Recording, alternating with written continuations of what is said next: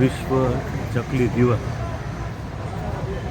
વિશ્વ ચકલીનું મહત્ત્વ અનાદિકાળથી જોવા મળે છે. જગતના બધા જ ધર્મોએ, બધા જ પક્ષીઓ અને ખાસ કરીને ચકલી એમનું સંરક્ષણ અને સંવર્ધન કરવાની ભલામણ કરી છે.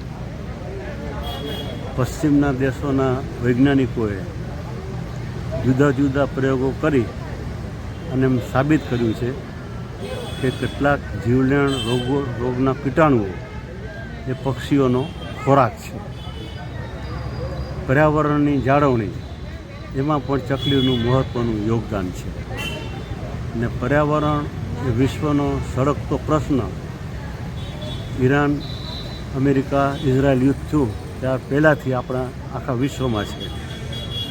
આજે ઈરાન, ઇઝરાયલ, અમેરિકા યુદ્ધ થવાથી પર્યાવરણને ભયંકર નુકસાની થઈ છે. એની અસર એ યુદ્ધ જ્યારે પૂરું થશે ત્યારે લોકોને ખ્યાલ આવશે. એટલે સળગતામાં સળગતો પ્રશ્ન આજે જગતનો કોઈ પણ હોય તો તે પર્યાવરણનો છે.